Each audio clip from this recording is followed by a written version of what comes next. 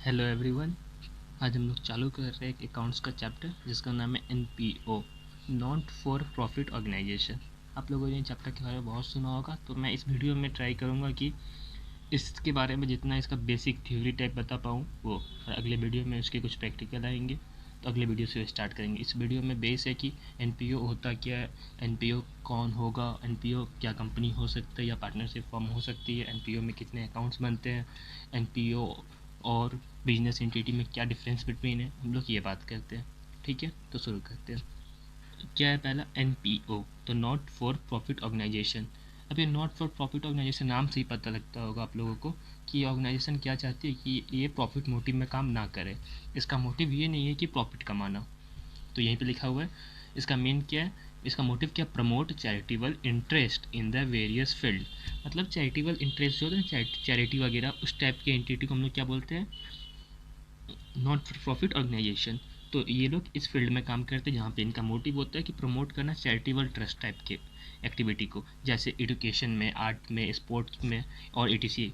और इनका main objective क्या है, not for profit organisation main objective क्या है, organisation which is not working with profit motive. मैंने आपको पहले ही बता दिया था मेन मोटिव क्या है उनका, organisation which is not working with profit motive, मतलब वो ऑर्गेनाइजेशन जिनका मोटिव नहीं है प्रॉफिट कमाना। ठीक है, तो मैंने अभी आपको बताया था कि हम लोग इस वीडियो में पढ़ेंगे कि प्रॉफिट कमाने वाले एंटिटी मतलब बिजनेस एंटिटी और नॉट फॉर प्रॉफिट ऑर्गेनाइजेशन में डिफरेंस बिटवीन क्या होते हैं। तो ये अब हम लोग का अगला, हम लोगों ने अभी एनपीओ देखा था। एनपीओ क्या था, नॉट फॉर प्रॉफिट मोटिव। अब हम लोग डिफरेंस समझते, देखिए बिजनेस एंटिटी जो क्या कर सकती है, जो प्रॉफिट कमाती है, जिनका मेन मोटिव क्या है कि प्रॉफिट कमाना। एनपीओ इनका मेन मोटिव क्या है, प्रॉफिट नहीं कमाना और सोशल चैरिटेबल ट्रस्ट एक्टिविटी को ज़्यादा प्रमोट करना। तो हम लोग डिफरेंस बिटवीन समझते, ठीक है। तो पहले क्या है, प्राइम मोटिव। अब बिजनेस एंटिटी का प्राइम मोटिव क्या है, आप लोग सब जानते हैं। कोई भी बिजनेस आदमी क्यों करता है, क्योंकि उसका मेन मोटिव क्या है, उससे प्रॉफिट अर्न हो। और एनपीओ का मेन मोटिव क्या है, serve the society without expectation of profit. मतलब कोई भी प्रॉफिट मोटिव इनका नहीं होना चाहिए। इनका मोटिव है कि कितना से कितना ज़्यादा सोसाइटी के लिए या कोई एजुकेशन चैरिटी ट्रस्ट के लिए, उनके लिए कर पाए, विदाउट प्रॉफिट मोटिव। ठीक है, ये तो समझ में आ गया होगा। प्रॉफिट शेयरिंग, अब मानो प्रॉफिट हुआ बिजनेस एंटिटी में, बिजनेस एंटिटी क्या प्रॉफिट मोटिव, वो प्रॉफिट कमाया, तो प्रॉफिट किसको देगा, तो क्या कहाँ डिवाइड करेगा, तो बिटवीन ओनर्स और शेयर होल्डर। तो ये प्रॉफिट कहाँ डिवाइड करेंगे, अपने आप अपने ओनर्स में, जितने ओनर्स होंगे इसमें, नहीं तो शेयर होल्डर्स में। और अब एनपीओ, मानो एनपीओ में कुछ पैसा मिला। एनपीओ का एग्जांपल जैसे मैं मंदिर लेता हूँ, मंदिर है, तो मंदिर क्या है, मंदिर में मानो पैसा आता है। एक साल मानो कि बहुत सारा पैसा इकट्ठा हो गया, एक साल में मानो 4 करोड़ पैसा इकट्ठा हो गया, तो क्या वो प्रॉफिट कमा लिया मंदिर, मंदिर का मोटिव क्या प्रॉफिट कमाना, नहीं।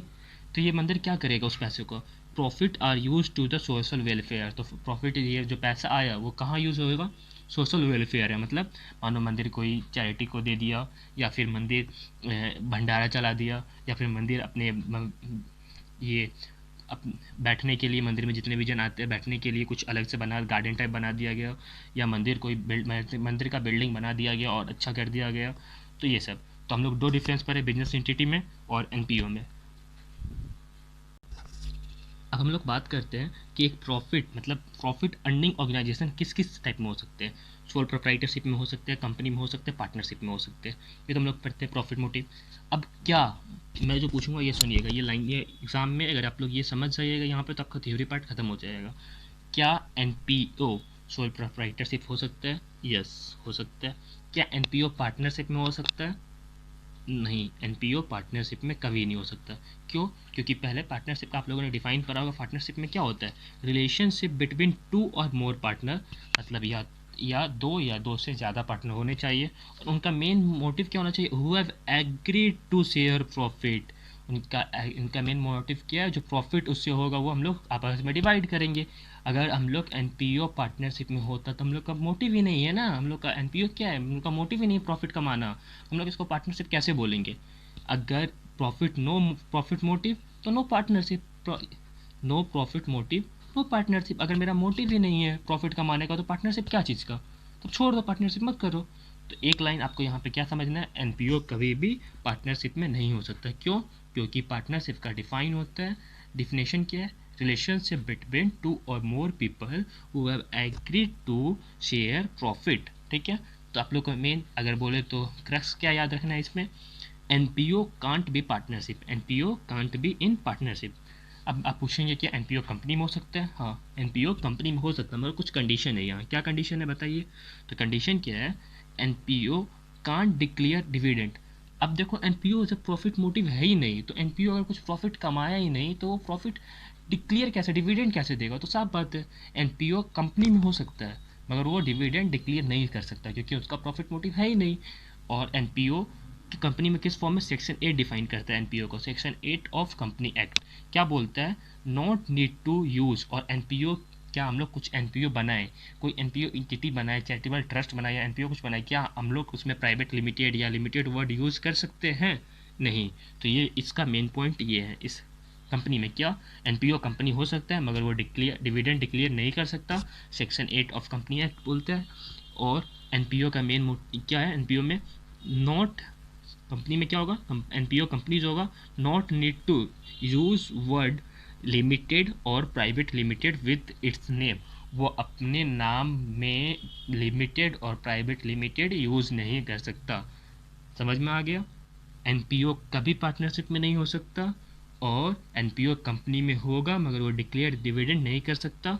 और एनपीओ अपने नाम में कभी भी लिमिटेड और प्राइवेट लिमिटेड वर्ड यूज़ नहीं कर सकता। ठीक है यहाँ तक? अभी अपने एनपीओ के बारे में पढ़ा, एनपीओ पार्टनरशिप हो सकता है कि नहीं, कंपनी हो सकता है कि नहीं, हम लोग बात करते हैं। यहाँ पे हम लोग दो डिफरेंस पढ़ चुके थे, बिजनेस एंटिटी और एनपीओ। बिजनेस एंटिटी क्या होता है, जिसका प्रॉफिट कमाने का मोटिव है, और एनपीओ जिसका प्रॉफिट कमाने का मोटिव नहीं है।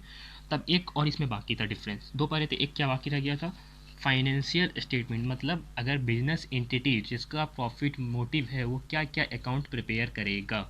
ये अपने पास मैन्युफैक्चरिंग अकाउंट बना सकता है, ये अपने पास ट्रेडिंग अकाउंट बना सकता है, ये अपने पास पीएल बना सकता है, अपने पास स्टेटमेंट ऑफ अफेयर बना सकता है अगर कंपनी का बैलेंस शीट है तो, और या तो बैलेंस शीट बना सकता है। ठीक है, तो ये क्या है, बिजनेस एंटिटी अपने पास ये सब अकाउंट। मगर अगर कोई एंटिटी एनपीओ है, आप लोग के चैप्टर में क्या करें, आप लोग के चैप्टर में कितने अकाउंट्स बनाने हैं, आप लोग को इस चैप्टर में बस 3 अकाउंट्स बनाने हैं। कितने अकाउंट बनाने हैं? बस 3 अकाउंट बनाने हैं। अभी मैं बस इस अकाउंट के नाम बताऊंगा और अगले वीडियो में इस अकाउंट एक एक करके अकाउंट को उठाएंगे और उसके बारे में पहले पढ़ेंगे, फिर समझेंगे, फिर जाके क्वेश्चन सॉल्व करेंगे। तो पहला क्या, रिसिप्ट एंड पेमेंट अकाउंट बना सकते हैं एनपीओ में, जो कैश बेसिस पे बनते, मतलब कैश के जैसे कैश बुक होता था ना, सेम वही कैश बुक रिलेटेड है। इनकम एंड एक्सपेंडिचर, पीएलई बोल लीजिए आप इसको, और बैलेंस शीट। इसमें 3 बुक बनते हैं, बस तीनों का नाम क्या है, एक का नाम है receipt and payment account, income and expenditure account, balance sheet account. ठीक है, थैंक यू। तो अगर आप लोग को ये वीडियो समझ में आया होगा यहाँ तक, अगर अच्छा लगा होगा तो चैनल को लाइक कर दीजिए, चैनल को सब्सक्राइब कर दीजिएगा, वीडियो को लाइक कर दीजिएगा और कमेंट कर दीजिएगा अगर अच्छा लगे तो। ठीक है, अगले वीडियो में मिलते हैं। एनपीओ का हम लोग अगले वीडियो में पढ़ेंगे, रिसिप्ट एंड पेमेंट अकाउंट क्या होता है। मैं ट्राई करूँगा कि वीडियो को शॉर्ट ही रखूँ जिससे आप लोग को बोरिंग फील ना हो। Thank you.